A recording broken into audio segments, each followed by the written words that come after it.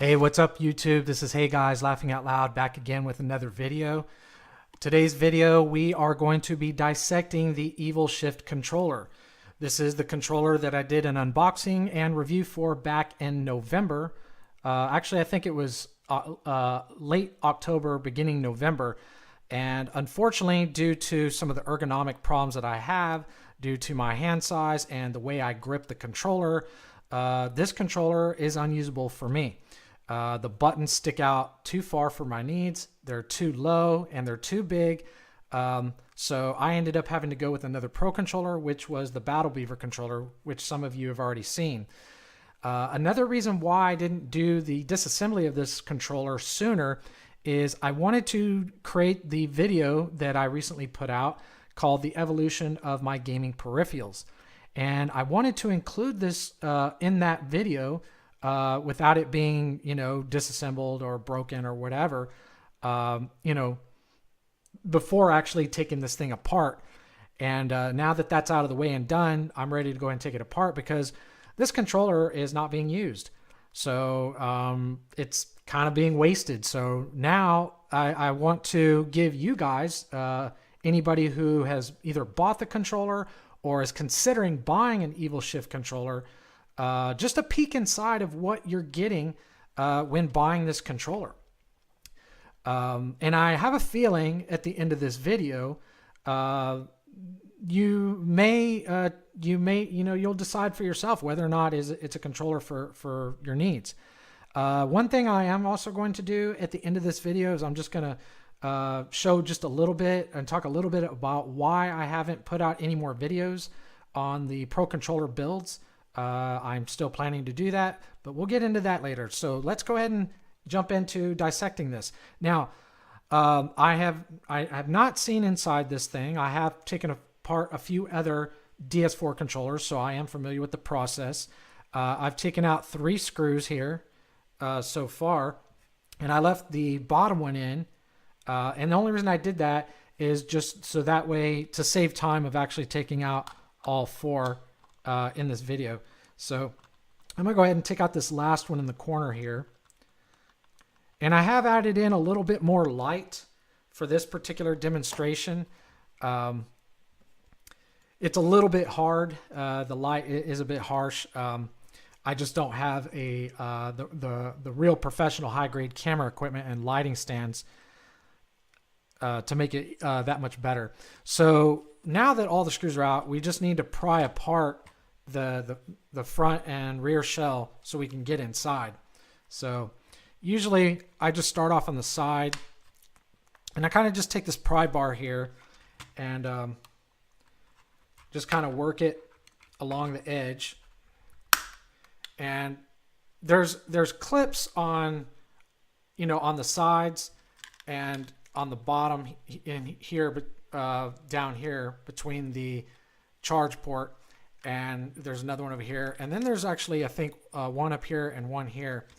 And so I've already got one side loose, and I'll go ahead and do the other side. All right, so those clips are pretty much done. Now, one thing I should have done before I did that, it's not a big issue, is go ahead and pull out these thumbsticks. So let me go ahead and do that now. So I just pop those out. You just pull them straight out, and like I said, they're keyed, and I just pull those off. And I actually put the long ones on there because I don't use those since I'm not using this controller. And see, let me go ahead and get the rest of it pried apart here.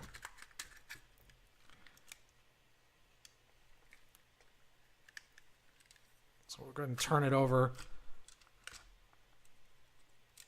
And you want to be careful when you're removing the rear plate because the charge port here is going to be connected inside. Actually, it looks like I already unplugged it when I pulled it apart. Not a big deal. Looks like, yeah, it's already unplugged. I guess when I generally, if you're pulling off on the face plate or the rear plate, this plug here will actually be plugged in. It'll actually be plugged in right here. And if you pull too harsh on it, it'll pull right out. And that's already kind of happened here. Not a big issue. It's not damaged or anything.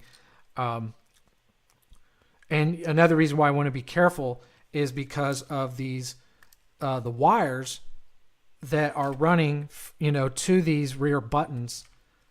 Let me rotate it around so I can already see it because I've seen how these are built. But for those of you who are not, so you can see the wires are just basically wired from the board, the mod chip and the board directly to the buttons on this rear shell. So next thing you want to do generally when you take these apart, this is actually being doesn't have a lot of wire length, so I kind of have to hold it close. So I'm going to unplug the battery, and we're going to remove the battery from it, so that just pops right out. And then there's going to be one more screw here holding the plate, so I'm going to go ahead and unscrew that. And this is not going to be the best video in regards to showing how to disassemble a DS4 controller. But one of the nice things about there are plenty of other videos that are a little bit more close up and probably more professional looking, and you're welcome to go check those out. That's not really the point of this video. It's mainly just to kind of show what exactly is inside this EvilShift controller. Okay, so now we've got the battery done, and it looks like, and I'll go ahead and see if I can zoom in. Okay, it looks like here's the mod chip. This is part of the mod chip. It's actually being folded over the main board, and I'm familiar with this because I've seen plenty of videos on the installation of these mod chips. So basically what's happening is they've soldered the wires here, and then they run basically to the rear buttons, and they're basically just being remapped. And then you've got a secondary component here which runs to another set of wires for the front face buttons. But let me go ahead and because we want to take this whole thing apart here, let me zoom back out a little bit.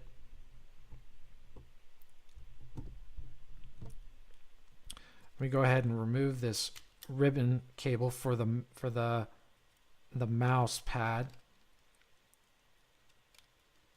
All right, so now that I've unplugged the ribbon cable for the touchpad on the front, now we just want to unclip the board. Generally, this is what you do. Actually, that might not be the best. Let me leave that in because we have these wires here that are running to the front there, and if I disconnect this board, I don't know exactly what we're going to be looking at in there. So let me just see if I can just remove the frame here from, yep, it's coming right out. Now I've already, disassembled other DS4 controllers before doing this one. So I already kind of knew what I was going to be getting myself into prior to this disassembly. Okay, so this is the inside front of the EvilShift controller. And let me zoom in a little bit more. There really isn't too much modification based on what I've seen from other DS4 controllers. One thing to note is these buttons here have been modified. I've got some, I believe. Let me see if I can pull those out. I thought I had some buttons somewhere around here to show the difference between the two.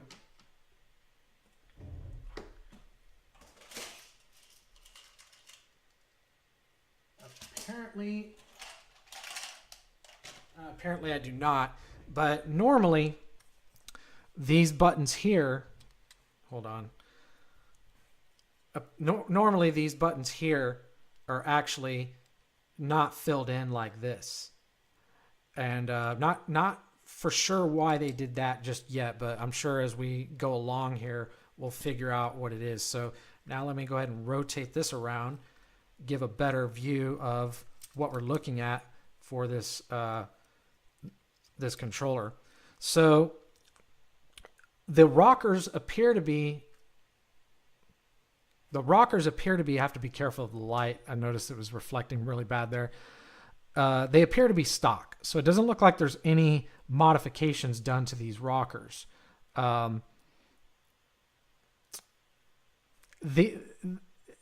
This I wasn't really quite sure if there was going to be a difference.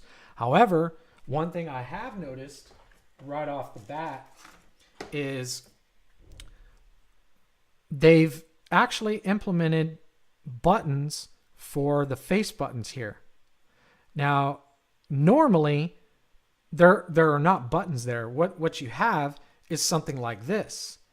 Now this is a board from one of my other DS4 controllers that I've taken apart, and it's pretty much the same. I mean, this is blue. Let me zoom out a little bit so I can get it all in frame. This particular board is blue. It's actually just like this flexible plastic, but it's just wire, basically, just enough to be able to send signals.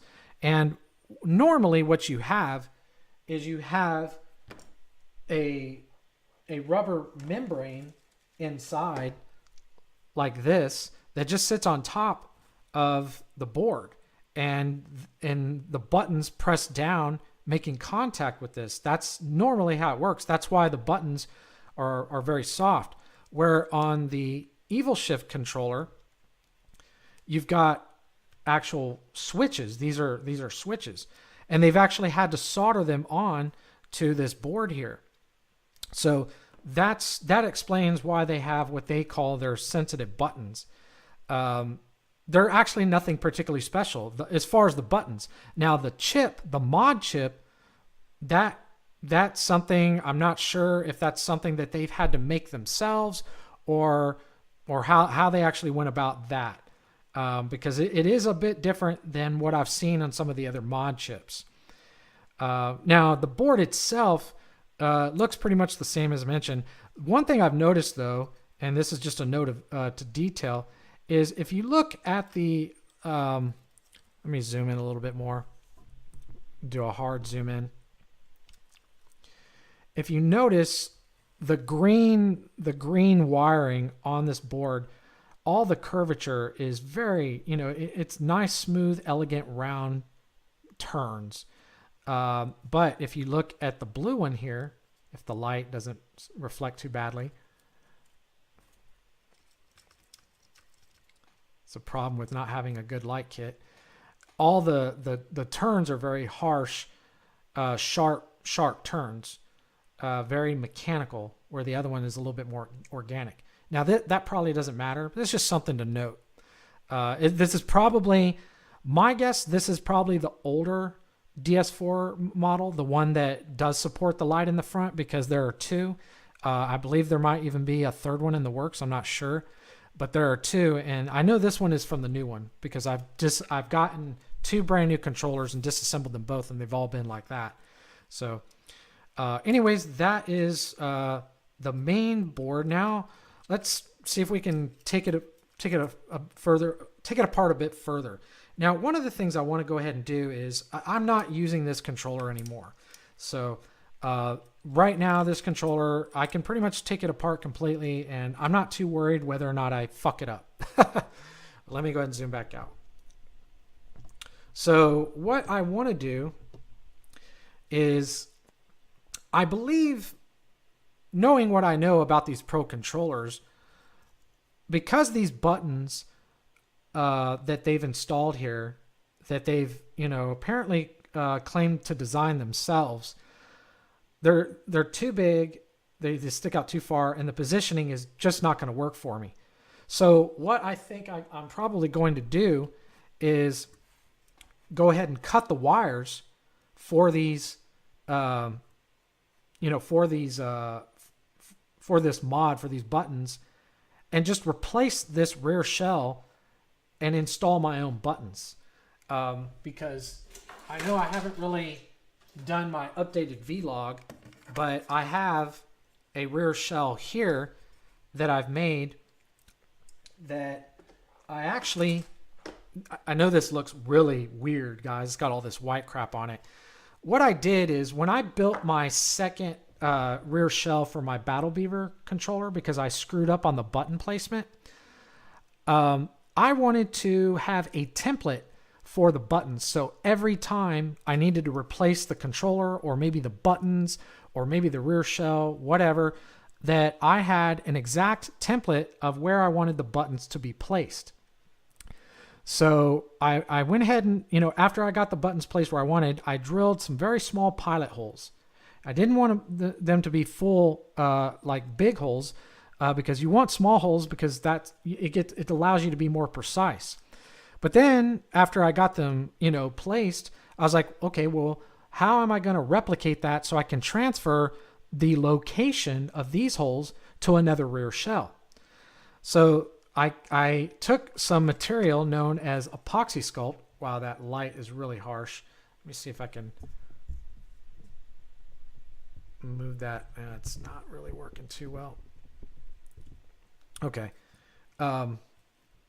Yeah, it's really reflective there. So anyways, I took this this material known as epoxy sculpt. It's like a clay. It's something that we used in art school, and we also use it for prototyping and things like that. Mind you, this was before 3D printers came along. If I had a 3D printer, then this would be a lot easier to do. But I haven't actually invested in one yet. But anyways, I made this mold, and then I drilled the holes out for the mold. So now I can use this as a key for any other rear shells that I need to make. So if I have a new rear shell, I take this key, I put it on, I rubber band it to lock it in place, and then I just take a small drill bit and I just drill in through the new shell, and bam, I've got exact placement every single time whenever I need to replace my buttons. So I know there's a little bit of a digression, but I wanted to bring that up because I'm going to do that with this Evil Shift controller. I'm going to basically cut the wires here on this Evil Shift controller, so that way I can go ahead and replace the rear shell and the buttons, and I'll probably be able to go ahead and use this controller again. So since I'm going to go ahead and do that now. Now, it looks like this top one, looks like I can leave that there. So I just need to mainly cut the ones that are coming out from it.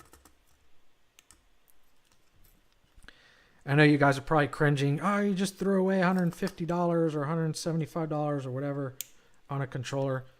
I couldn't use it anyways. So, in fact, doing this is hopefully going to allow me to revive this controller and make it usable. So that's the rear shell, no longer needed. Now what I want to do in this video is I want to take these buttons out, and I want to see how these are actually made. So we'll get to that in just a moment. So let me put that off to the side there. So that's pretty much it looks like. Now, in regards to how this, let me zoom in a little bit. In regards to this particular modification, like I said, it looks like they've made their own chip and they've just somehow integrated it with the board there. And then, of course, they've soldered it. They've actually soldered the wires from each of these buttons here and then run the wires back up on in here and then run it to the chip there.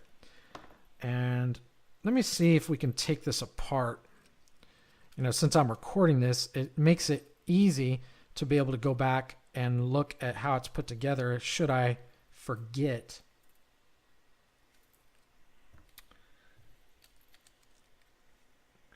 And it looks like in there they bent the chip over. This is actually a very small chip, and it's just keyed in to the actual front board. Yep, and that came right off. Okay, so there's that.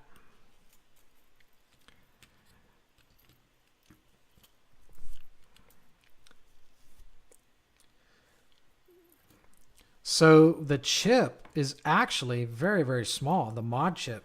This is actually one of the smaller mod chips that I've seen being sold online, because there's some websites where that sell the mod chips. There's a bunch of different websites for them. And this one is one of the smaller ones. I've seen some like this, but basically you buy the chip, it makes contact with the board.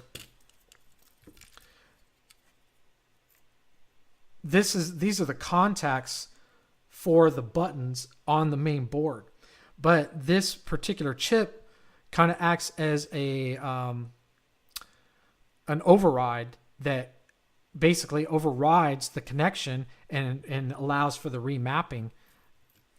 So that way you can add the buttons and add these front face buttons as well. So let's see if we can. Let me zoom out just a little bit. One of the things I wish I had with this particular camera when I bought it, and what I was looking for, was one that had like a little wireless remote for the zoom. And this, I bought this one because it said that it offered a feature where you could use your tablet, but it didn't work the way it was described, which was unfortunate. But I got this thing like dirt cheap. It was like on a Black Friday sale, so I really couldn't complain. But if I were to get a new one, I'd get one with a remote. Maybe even or voice activated or something like that. So we've got that all done. Let me see if there's a way to. We'll probably have to pop out. We're gonna have to pop off the triggers and the bumpers here.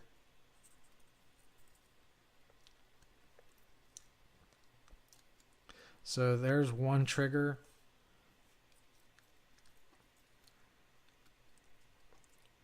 And I know some of you can't really see too well. There's these clips here, in case you guys want to know how this is done. Like I said, this isn't really about the disassembly of the controller, but there's a clip here, and you just kind of put a little pressure down and up, and to pop the trigger off, and then it just comes right off like that. And that's pretty much it. Let's see. Now the bumpers, they go in a little bit differently.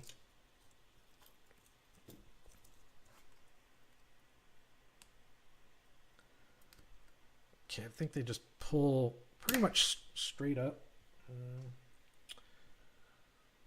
That one just flew off. Not a big deal. And here's the rubber membrane. Oh, there it goes. Here's the rubber membrane that is basically making contact for the trigger and the bumper. So, and it's going to be that way for both sides here.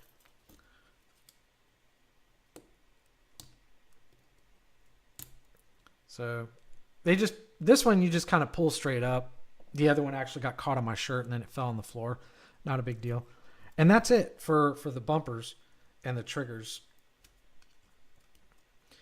And like I said, disassembling these controllers is pretty easy. And by the way, this is something that I should have mentioned. The focus of my channel will, unless something drastically changes with the Xbox controller, is always going to be the DS4 controller. And the main reason why is because the DS4 controller supports motion controls where the Xbox controller does not. So the Xbox controller is pretty useless to me as a controller, even though I own one. And that may change in the future, but for now, we'll be focusing on that, which is actually a cool thing because the Xbox controller is quite a bit more complicated to disassemble. So we're just taking out the chipboard here.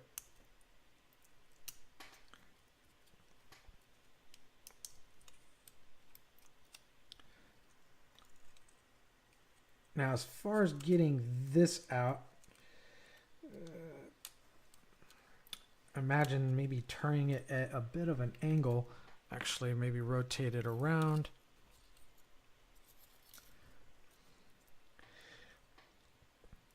Now, it does have these little clips to kind of help, hold it in place. Nothing, nothing particularly difficult to to remove.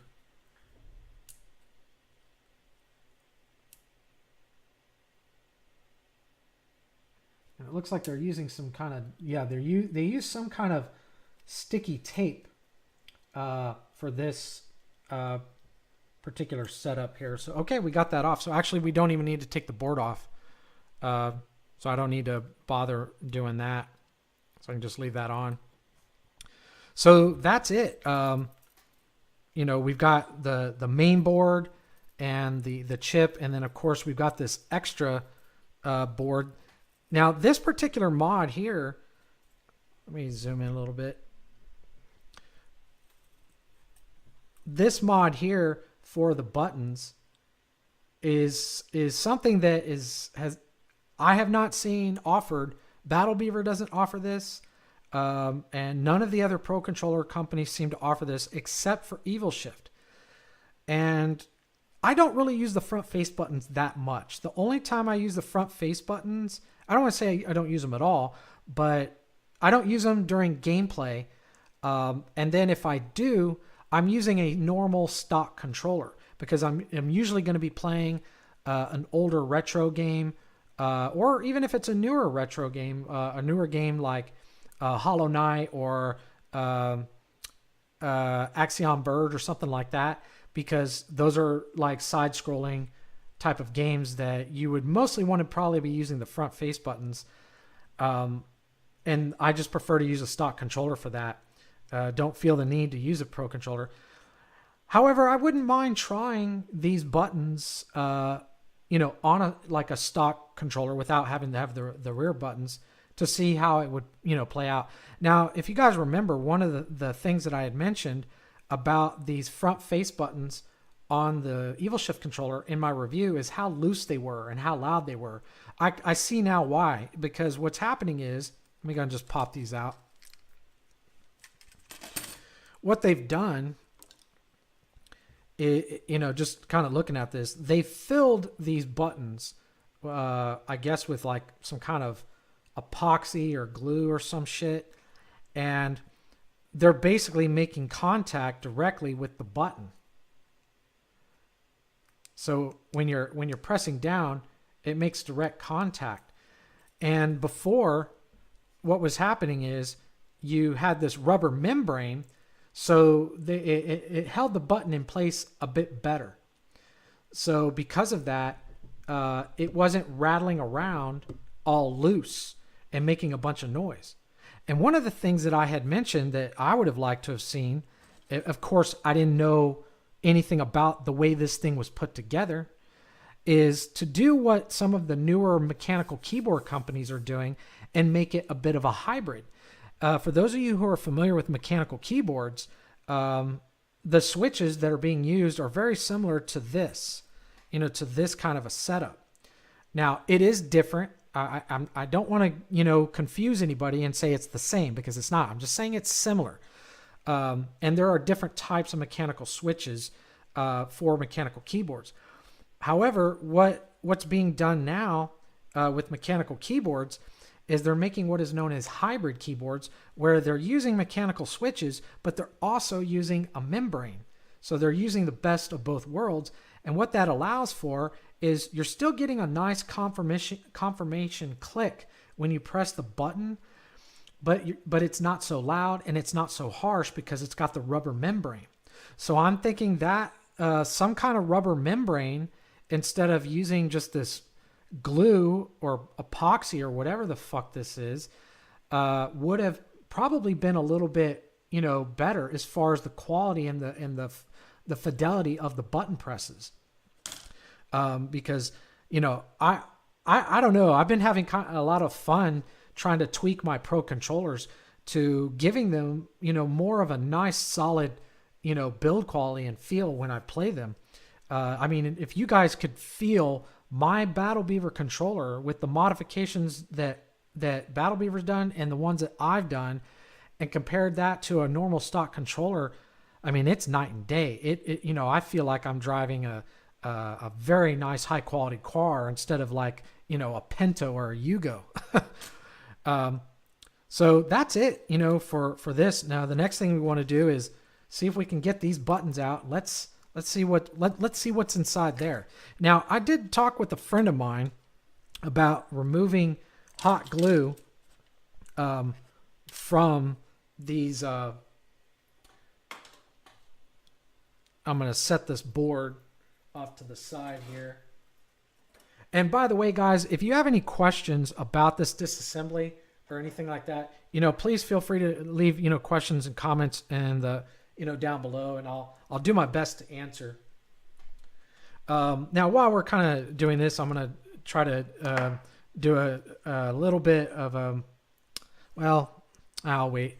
So let's see here. So what we need to do is they used hot glue to basically hold these buttons in place.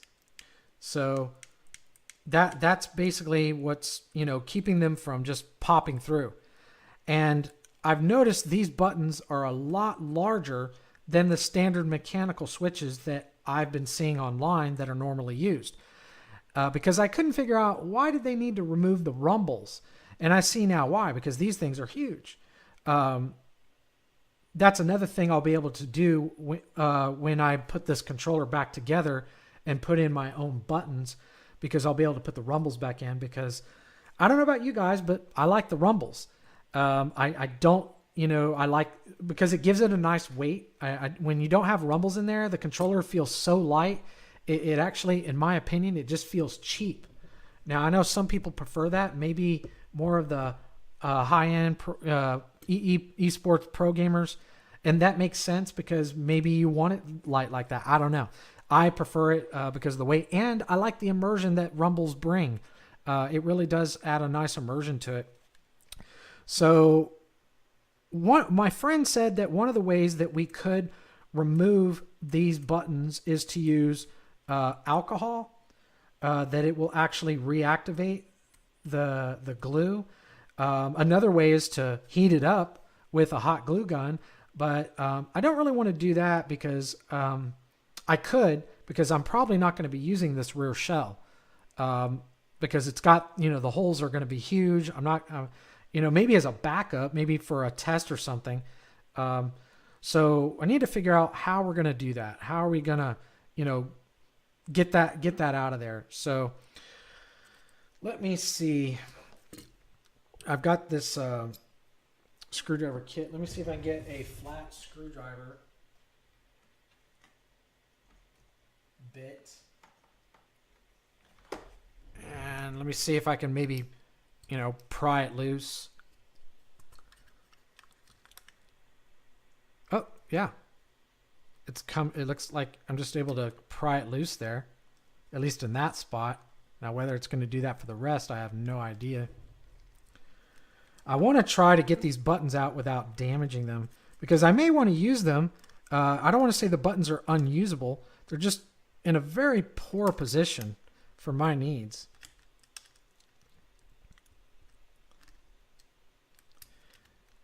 I'm being very brutal with this thing.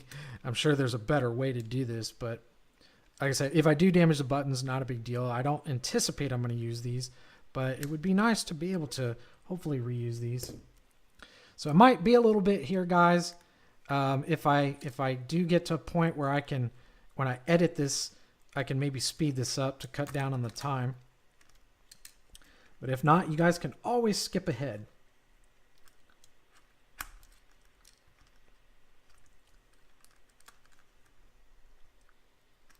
Now I do have an X-Acto knife as well that I could use.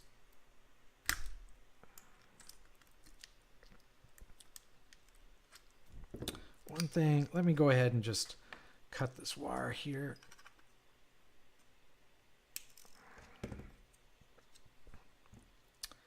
And see if I can maybe bend these out of the way a little bit.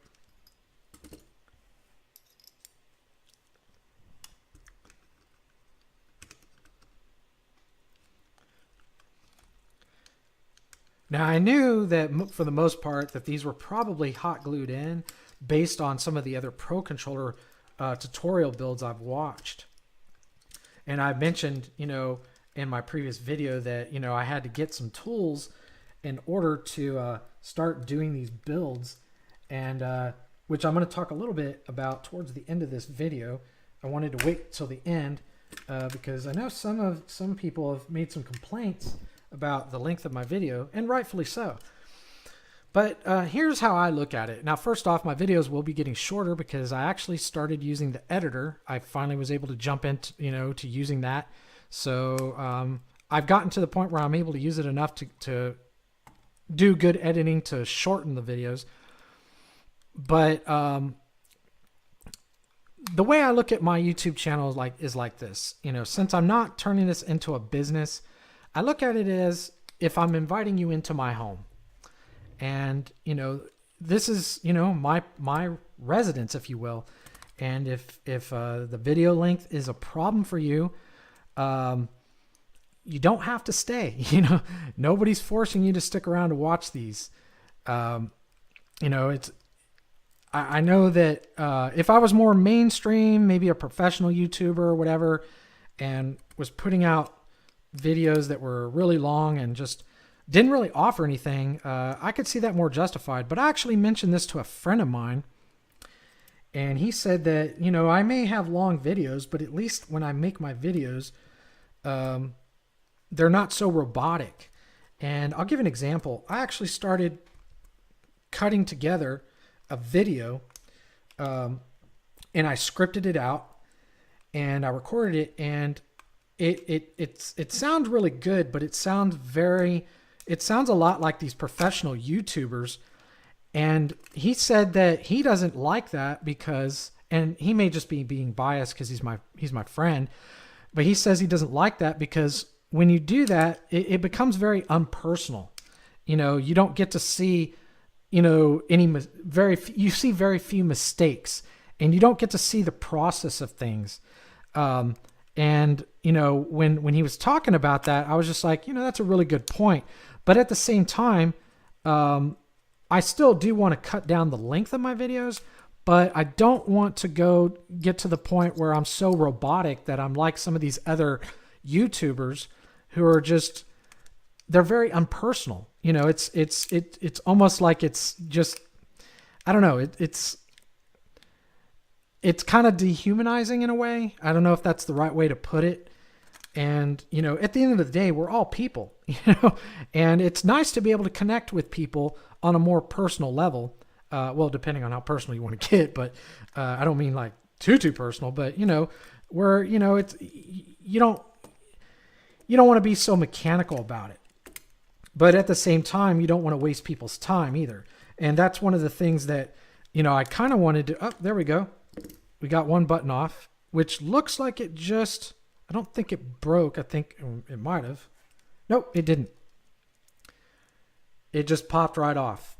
And I'm familiar with these buttons because I've seen some of these on some of the order sites of where I'm going to be ordering my parts from. I haven't ordered any yet because I wanted to wait till next month. But basically, this just fits in and just snaps right on. So if that one's like that, then there. So I actually did not want to try to pop these off because I wasn't sure of exactly how they did them. But now I know. It makes it real easy. So now, like, that's kind of funny because I probably, that's interesting. Where's my, whoops. Kind of looking at the button placement. They are still a little bit low, but I could have put some smaller caps on that just as is and maybe use that. But either way, I still want to pull these buttons out and compare them. And I'm sure you guys want to see. This is getting interesting. So we basically popped off these Evil Shift, button caps. That's all these things are, button caps. So we've got all those off. And we've almost got one of these buttons out here. So we may not even need to take all these out just to make the video a little bit shorter. I don't think that's going to necessarily be required. Yep, there we go. I think one button will be enough to kind of getting to seeing what we want to see from this. Let me get my X-Acto knife here.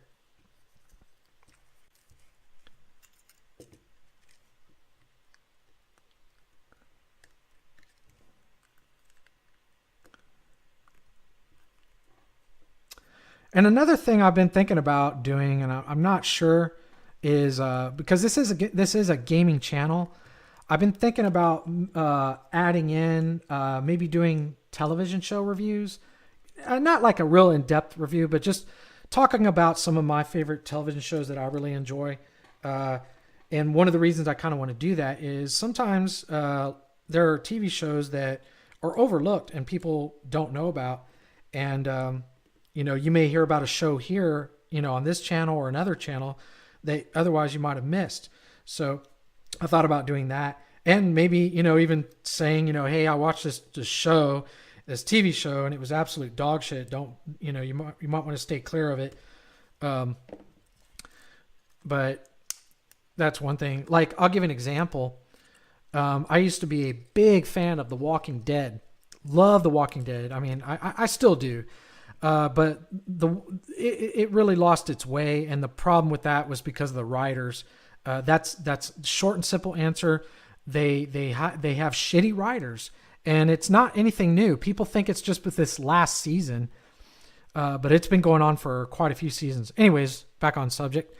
All right, so we've got the button out, and let me just zoom in instead of holding it up at the camera. And of course, I'm using a blue background which matches the button itself. So these buttons,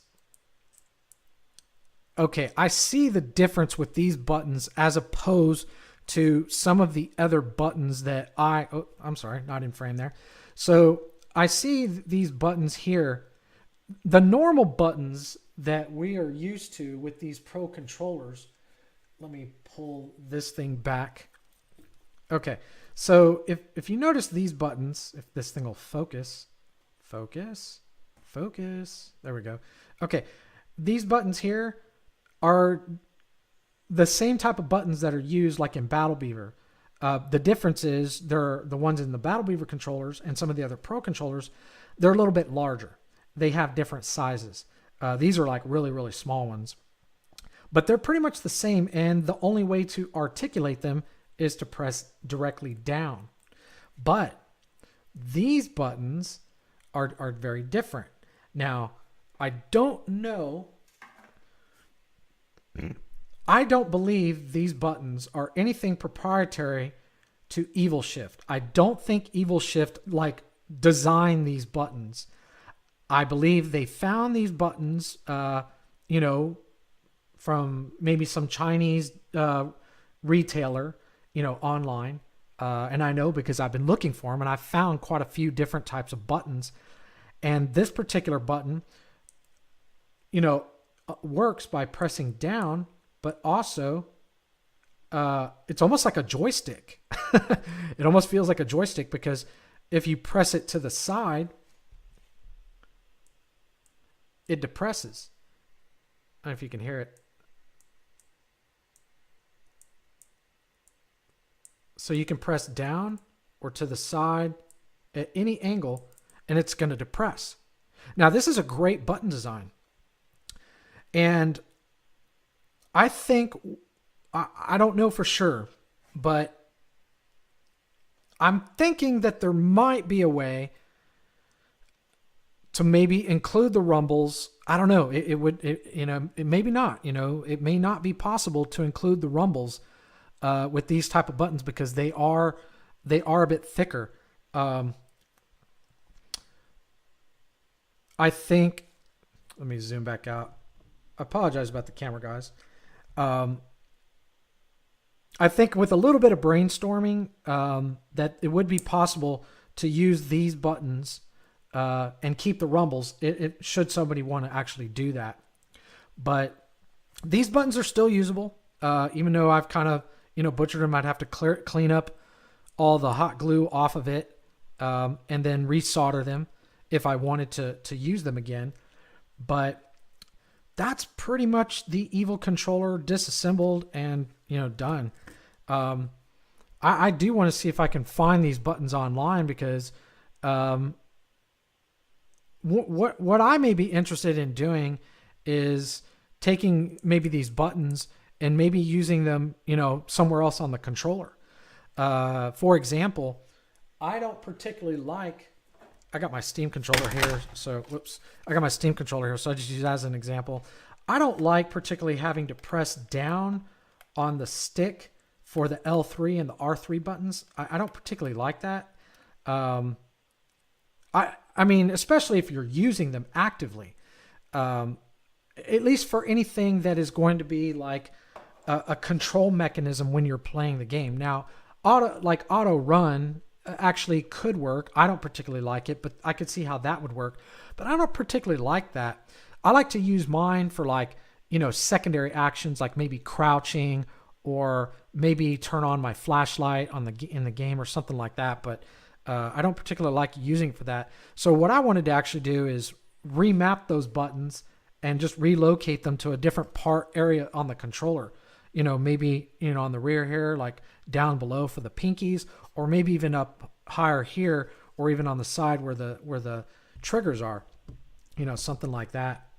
So anyways, I think that's pretty much it, guys, for this disassembly. Now, I do want to just take a couple minutes just to talk about why I haven't done any Pro Controller, builds or anything this month, as I kind of mentioned that I wanted to do. And I've already kind of mentioned that, but I just want to show you guys that, I am actually progressing. It just had to go a little bit slower. But I bought myself a soldering iron. So I can zoom out a little bit more. So I got myself a pretty good soldering iron here. This one was on Amazon. It's made by Xtronic. It's the 3020. And this model was pretty inexpensive. It was $45. One of the main drawbacks is you can't unplug the soldering stick from the unit. But aside from that, this particular model and brand had really great reviews. It was like a 5-star, and it gets to the temperature necessary in order to do the circuitry work that is going to need to be done for these modifications. So I've got my soldering iron, which, I had to buy that. And then I had to get this blue mat you see here. I got this because, when you're soldering, there's the potential chance that, you may, drip solder, or you may drop the stick or whatever. And I plan on, doing the work here at my workbench. And the last thing I want to do is burn my shit up. So this is a fire resistant silicone mat that, I can literally turn this thing to the highest temperature, which is like, just under 1,000 degrees Fahrenheit, and it's not going to burn my shit down. So that's pretty much why I did that. And these are pretty inexpensive, these mats. They're $10. This soldering iron is $45 on Amazon. And let me show you the other things that I had to buy in order to do this. Of course, I had to buy the kit to taking apart the DS4 controller. Now, this kit came with a bunch of shit. I can't really show it all, but it came with like all these bits here up in the top here.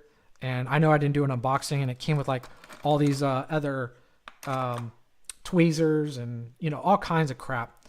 And it was only like, I think the kit was $13. So it was pretty inexpensive. So I got that. The next thing I needed was a hot glue gun. So, and of course there's different kinds. So I did research, just like I did on the soldering iron, and I found a hot glue gun. And, I found several, but I ended up going with this one. This one was, I think like $10 on Amazon. And I went with this one because, number one, I wanted a mini hot glue gun, something that would shoot, small amounts of hot glue, because there's two sizes. You got the real big one, or the standard, large size. And then you got the mini like this, which is going to be good for, getting inside when you go to solder in your buttons and you go to, glue them in. It'll allow you to get inside to use them. So, and this particular model, which is the Blue Smart, had really good reviews, and it was very inexpensive, and it came with a bunch of glue sticks too. So I went with this. Then the other thing that I needed was the helping hands. I needed, some helping hands. See if I can bend this down. The light is kind of, that's the problem with this light is, and why I have my light set up the way is to avoid that reflectiveness like that. That's why I do what I do. But anyways, these helping hands were pretty inexpensive. This one was $10 to $12, and it comes with a magnifier and a light. So when you're using it, when you're using it, you can actually set up your position, and then you get it set up where it's held in place, and then you can go in and do your soldering. Of course, you don't want your magnifier to be too close. You need it to be enough space so you can get in with your soldering iron and whatnot. Now, this particular helping hands, I'm not sure if I'm going to be able to continue to use it because this thing is a little short and it kind of gets in the way. So I may need to get a different one, or I may get some head goggles to do the magnification. But I didn't pay a lot for this, and I can still use the helping hands part, so it's not that big a deal. But the one I was eyeballing was actually like $75, but it has a long arm, but it's very similar to this. But I didn't really want to spend $75 for helping hands and a magnetic a magnified lamp like this. I think there was a cheaper route. So as you guys can see, there is a bit of hardware necessary in order to buy, to build these pro controllers.